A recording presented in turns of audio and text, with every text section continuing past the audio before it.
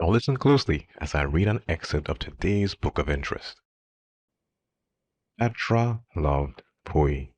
She loved Poui leaves, Poui branches, and she loved Poui flowers.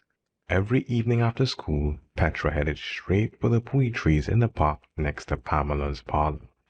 She scrambled up the trunk of her favorite Poui tree and rested in its branches, letting her thoughts drift on the cool, calm Caribbean breeze.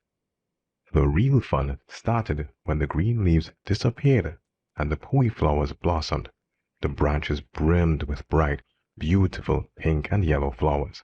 Petra dashed and dived from left to right, trying to catch each flower as it fell. Poui trees are the best, Petra shouted, not suspecting that her feelings were about to change. The following is an interview that I had with Trinidadian-based author Phillip Simon, author of the book Petra and the Poui. Phillip Simon, who would have authored 2 books, Petra and the Poui, as well as Petra and the Panman's Daughter. Welcome, Phillip. Thanks so much for having me. Always glad to be able to talk about my books. So, yeah. Glad to have you, Phillip. Before we delve into the books and stuff, I mean, I know that you would have spent some time in Japan, and this, I would assume, I could be wrong, would have served that inspiration for some of the books. So, in addition to your time in Japan, you could tell us a little bit about yourself, like where you went to secondary school, you know, what do you do in terms of employment, other than being an author, that sort of thing? Yeah. Well, so besides well, when I was in Japan, I was an English teacher, but that's a lot different from what I actually do. I am a sonographer by profession, so my day job is doing ultrasound. I studied sonography just before I went to Japan, but even before that, I was a radiographer associated with the Mount Hope hospital. So I worked there for about 5 years. Then I went to Japan, and when I came back, I became a sonographer, working in Sandy Grande Hospital now.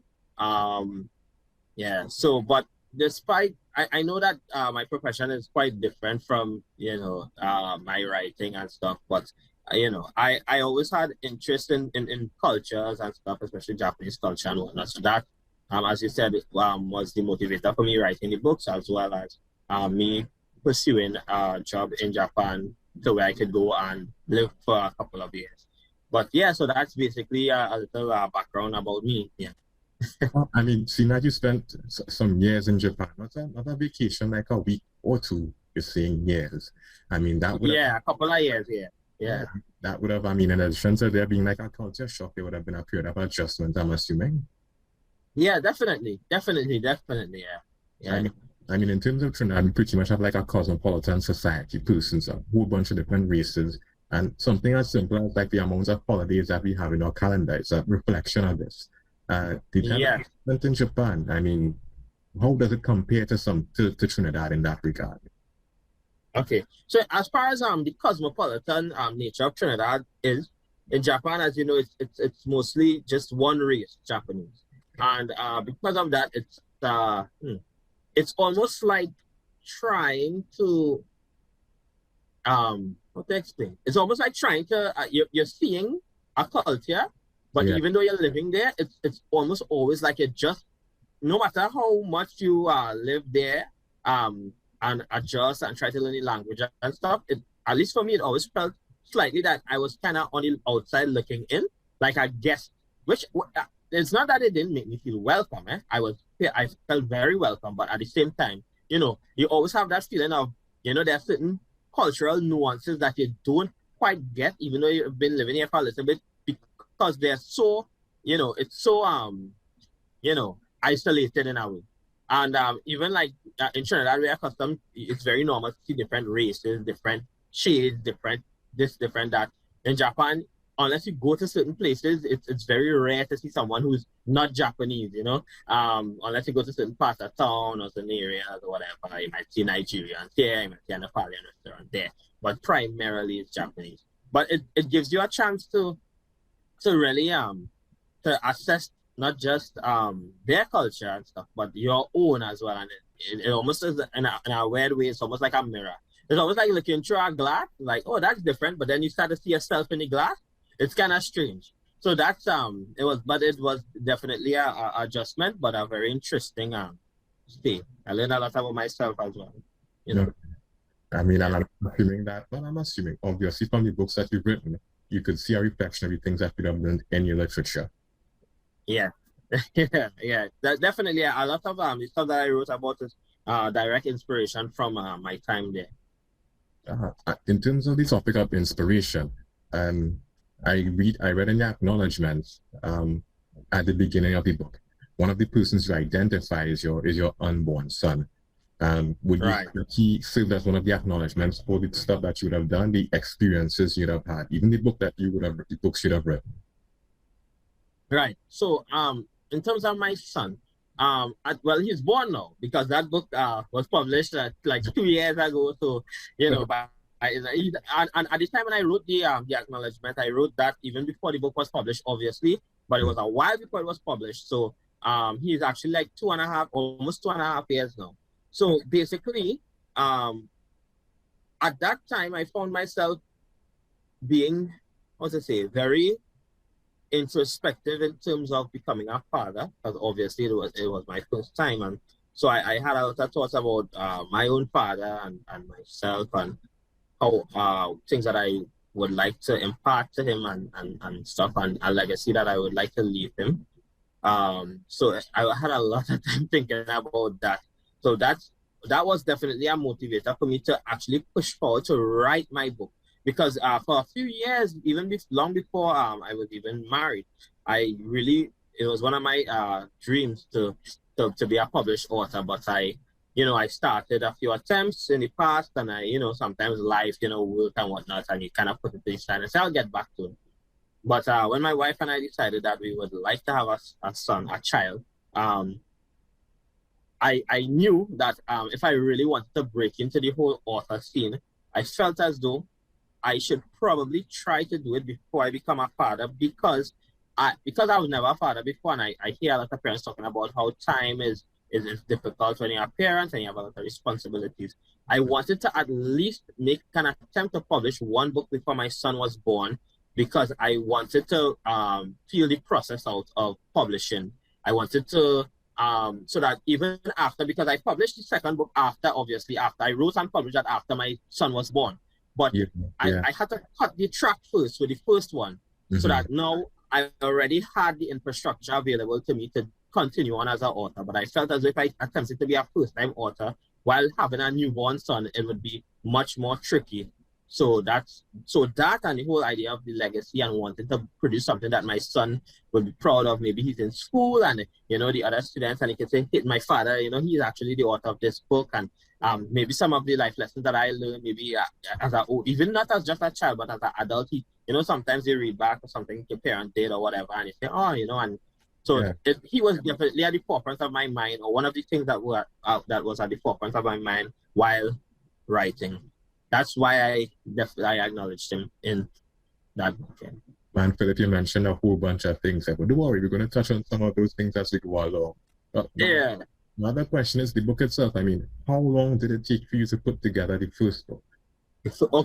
So from idea to actually having the copies in my hand, took about a year. So basically this is how it happened, right? As I said, I knew that I wanted to be an author. So for a long time I had ideas. Then when I decided to have the child, as I said, I got an extra push to want to do this thing, right? So for a long time I thought about it. I had different ideas and inspiration, but none of them quite hit me the way that I would like them. Until one day I was driving to Toko with my wife. But I live very far from Toko. I live in the central area. So we were driving along the highway, and that was the first time I ever went there. Now, actually, because I work in Grandy, and sometimes I have to go to Toko like once every 2 weeks. I go there actually. So now it's a regular thing for me. But at that time, it was the first time I ever had done that. And so I was taking my wife on that trip, and I saw the Poui tree at the side of the road and it was blossoming, and it reminded me of Japan, and they have the cherry blossoms which are similar. And I was mentioning to my wife that I wish that I feel as though maybe the way how Japanese people celebrate their cherry blossoms, I wish that we, Trinidadians, we celebrate our natural culture just a little bit more than we do, because sometimes I feel like, at least for me, I can speak for myself, I feel like I was taking it a little bit for granted, right? Yeah. And as I was having that conversation, the idea, the name of the book, everything just popped into my head. And at that moment, I was like, yes, I have it. I have it. And I told my wife the idea, and she said it was good. She liked it, sounded interesting. And so that day on the beach, I couldn't stop talking about it. I was like, yeah, I really want to do this thing. And so I promised myself that by the next time the Poui trees blossomed in, I think that was probably March or something, that I would release that book. And so from the next day, I started on it. Did the drafts, on an illustrator and whatnot, and an editor, and by the next year, by the time the quiz blossom, I definitely had the physical book in there. So it took about a year. Man, it sounds like you put, like, in addition to the idea, you put like a deadline for yourself and everything, and you just got that thing done. I just went for it. Yeah. Yeah. I mean, in addition to those things, I mean, I went through the book, and I mean, Phillip, I'll tell you, I don't know if the intent was to make it a children's book or if it was a book for all ages, but that book kind of hit me really hard. In particular, Petra and the Pan Man's daughter. Yeah. I mean, I went through some of the topics and the ideas, and there were times I had to pause and say, but wait now, you sure this is a children's book? Because I had to look at right. And I saw some things in there, Phillip, and like I said, it was a children's book, because if it's something for children, I mean, I don't know if this was your intent, but it seems like it was a really good platform to introducing like a lot of serious and like topics that not just children but adults face at some point in time in their lives. Yeah. I don't want to talk too much about it because we want persons to go out and to buy the book. Yeah. But Petra, being the protagonist, she's faced with a situation, and she chooses to address the situation in a particular way.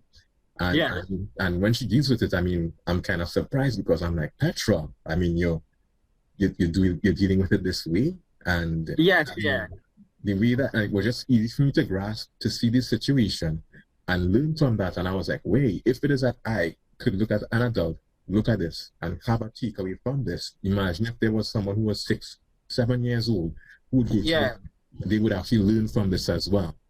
Yeah. So, I mean, kudos to you, man, Phillip. It's a thing, but it hits really hard. Yeah. I mean, something else I wanted to ask as well. I mean, one of the things you identified was that, I mean, after the book was written, you might want to have your kids and you might boast how it is that, my dad wrote this book or something like that. And maybe, I don't know if you had an idea at that point in time while putting together the book, but the idea ever crossed your mind about even the character Petra, or even your literature, being used in like a national level, like maybe Republic Readers Volume 2 or something like that.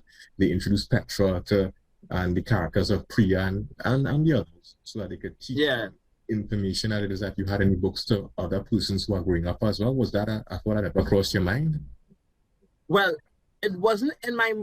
okay, so while I was writing it, when I came up with the idea for Petra and the Pan Man's daughter, that wasn't in my mind per se. But as I continued the development of the book, so I had to, I really wanted the school in the book, the setting, to be a replica of my primary school. So in the real life primary school that I went to, so in order for me to do that, I had to get permission from the school and the ministry and whatnot. And as I was doing that, that idea started to come to my mind, like, this could be used for that. So yes, I am, even though that wasn't the initial intent, I don't have an issue with that. My only concern, to be honest, is that at least when I was a child, I found that I usually was more open to reading a book when I felt like it was for fun rather than for like academic, like a teacher giving me this book to read. So it's an idea in my head that I'm playing with. Like I think that the students would still like it, but I am not 100% sure. So I'm still on the fence about it, but I definitely would. I have ideas to where I would like to at least get the books into school libraries so that students, it's there. If a student looks at it and they find it to be interesting to them, they can pick it up. So, but I'm still playing with it in my mind. But I wanted to address something that you mentioned before about the book being for children, but it's still have themes that adults could take from it. Yeah. I find that the reason why I did, especially the first book, I tried to kind of do that, but I kind of tempered myself. But for the second one, I kind of went in for a few reasons. One, I was kind of aiming for a slightly older audience than the first one. So for the first one, I was aiming for like 6 to 10, but for the second one, I was aiming for like 8 to 12 years old. But besides that, those are still children.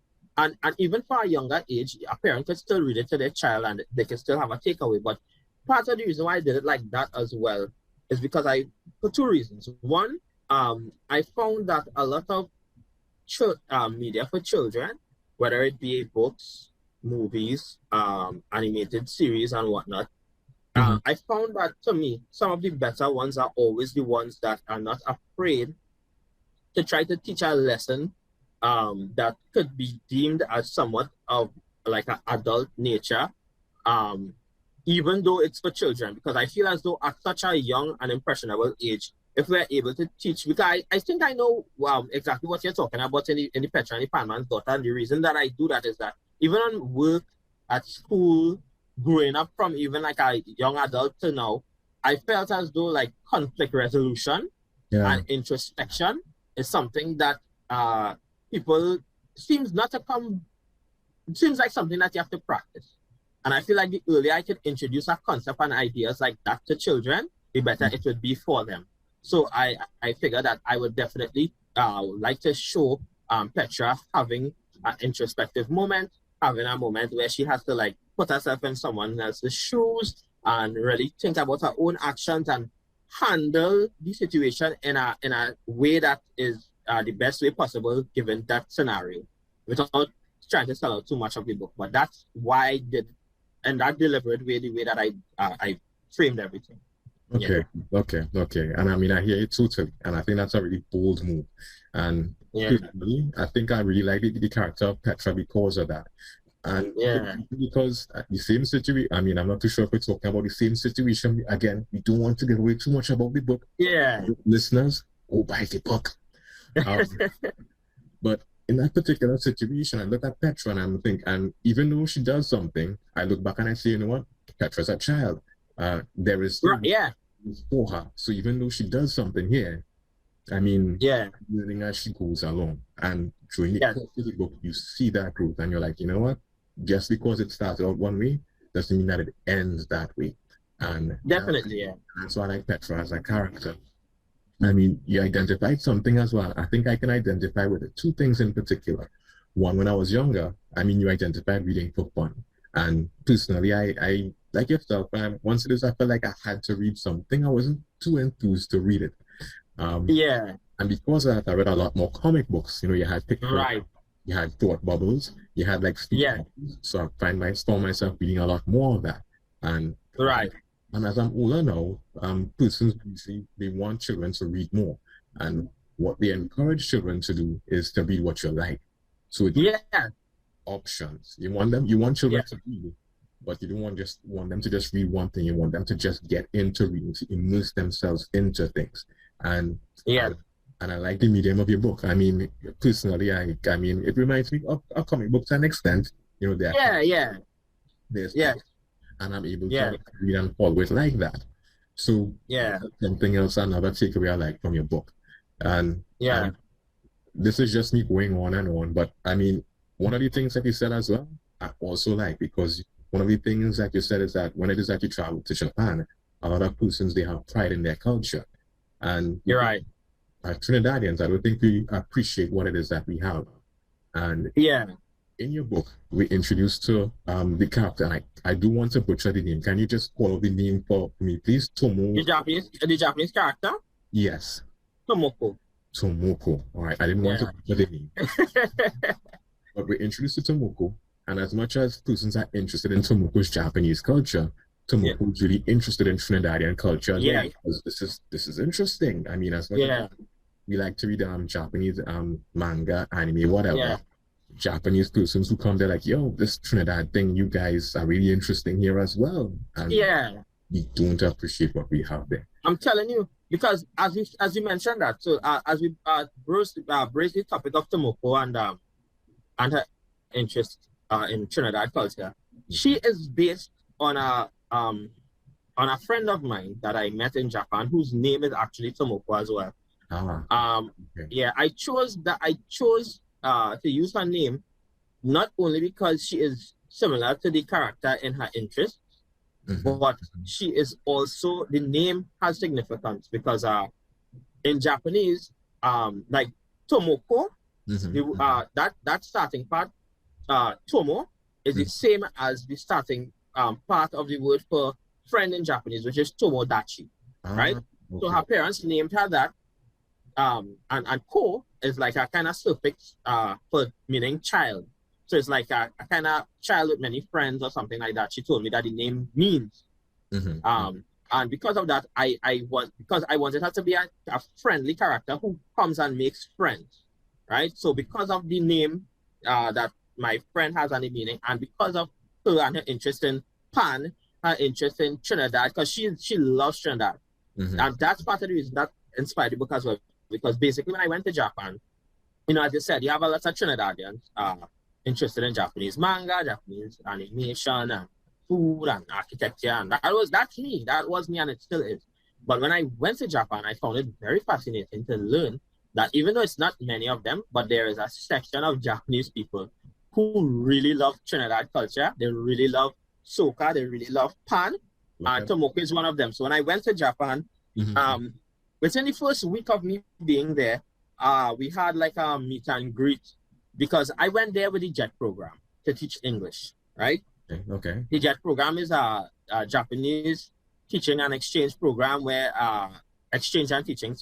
where every year they take a bunch of Trinidadians, people from all over the world whose countries are English speaking, and you go to Japan and you go to the various schools and you teach English alongside the main English teacher of the class or whatever, right? So while we were there in our orientation, one of the nights, a bunch of us Trinidadian Jets, we went to have dinner, and Tomoko, like every year, she always comes to the dinner, almost trying to scope out what Trinidadian friends she could make, who's living in her area that she could, befriend.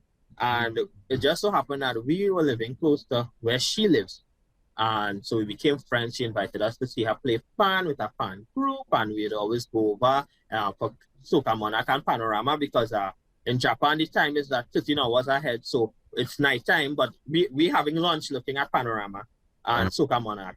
Yeah, and so she makes a whole big lime out of it, and she really, when you go into her house, everything is Trinidad, it's souvenirs and paraphernalia all over the place, and it was quite fascinating to see how much these Japanese people just love Trinidad and sharing their stories about how they even found out about Trinidad in the first place, how they found out about Pan or Soca or whatever. So that was a big inspiration for me, and that's why I wrote that character the way I did. No, I mean, and as you mentioned that, I could see, at least when you explain the details there, I'm seeing the parallels between Tomoko in real life and Tomoko in the book. Because at a time, you see how it is that she is there and she's adjusting to things. She's meeting new persons, they're liking her food, but she's saying, hey, I like your food as well. And that is really wild. That is really wild. Yeah. We're running out of time, and I'm really sorry for that because I'm really enjoying the conversation, and I really would same. a bit more than that. But I just have like a few more questions before I have to wrap things up. One of the questions is that in terms of being a first-time author or being an author on the whole, if there are persons who, like, say, for example, your son, he's like, my dad authors books, and he says, Daddy, I want to be able to author a book just like you. I mean, what advice would you give to him? What direction would you point him in? Okay, a few things. One, write a book that you would definitely want to read yourself. Sometimes, you see things outside that influence you, and that's great because things have influenced me as well. But sometimes you notice that there's a missing gap somewhere and something, it might seem like a very niche idea. For example, my book that brings together Trinidadian and Japanese culture and compares and contrasts them. I personally have never seen anything like that, especially not a children's book. So when I got the idea, I was like, this is a fantastic idea because I've never seen it, and it's an avenue that I think that I can go down. And once I do it well enough and I make the characters relatable enough and I make the book beautiful enough in terms of illustrations and stuff, I think people will gravitate towards it. And so that would be number one, right? Something that you'd want to see be written, something that you would read if you saw it. Another thing I would say is that don't give up. So you don't have to rush. You don't have to feel pressured. But if every day or you could set aside a time, whether it's every day, once a week, and you just keep going, you put it together like a puzzle. So at the beginning, you say, okay, I could write the drafts, I could do this, I need an illustrator, editor, whatever, according to how you're publishing.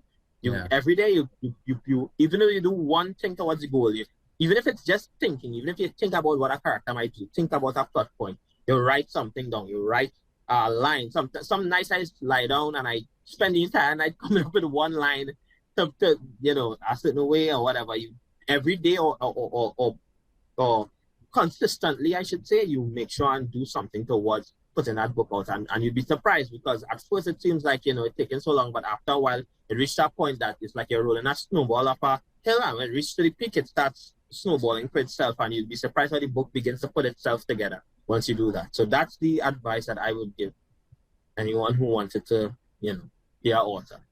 Okay. Before I go, I have two more questions. Question number one.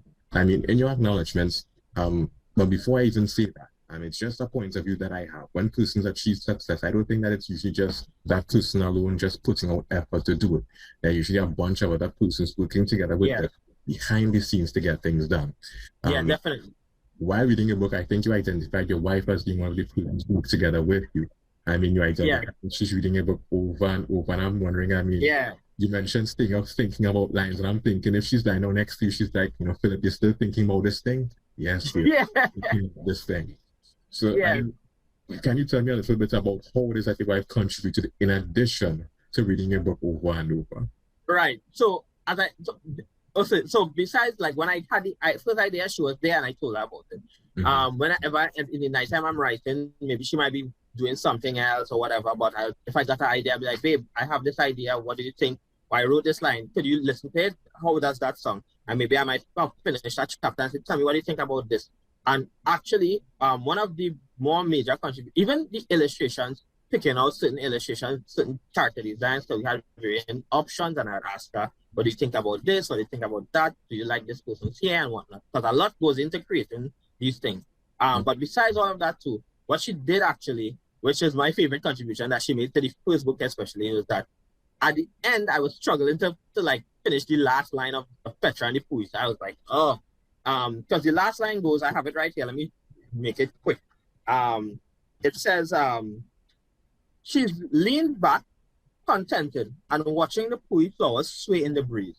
Sakura blossoms have a beauty all their own, she thought, but I still love Poui, right? So that's where I got to, but I didn't know how to end it.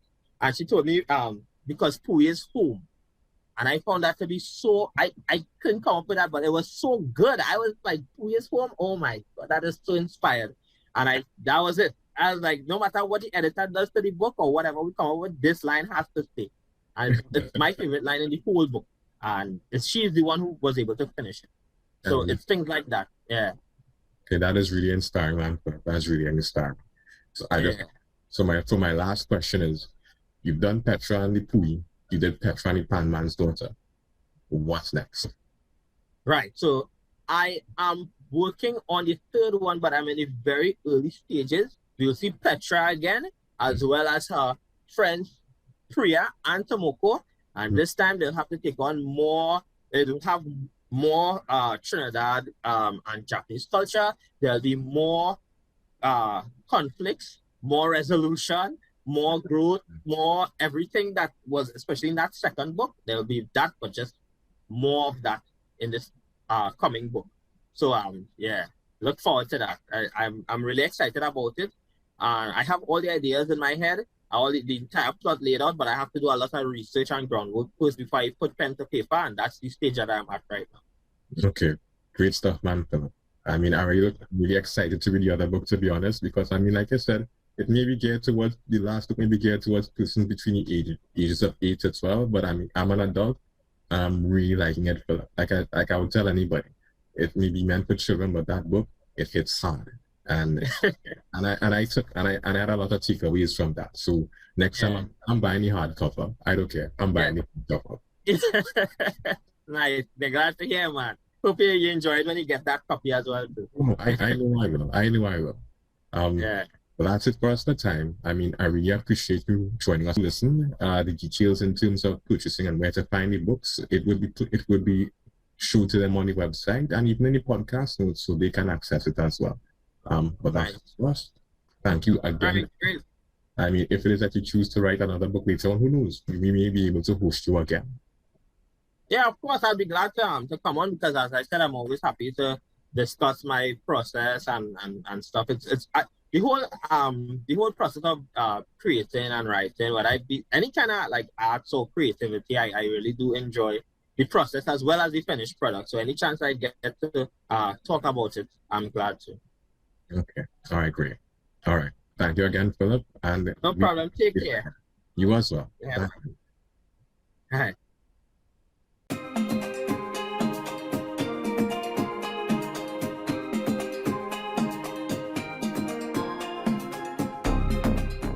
You've been listening to Tropical Literature Creators. If you've liked content or heard something of interest, reach out to us. Reach out to our authors. We enjoy hearing from you. Our listenership.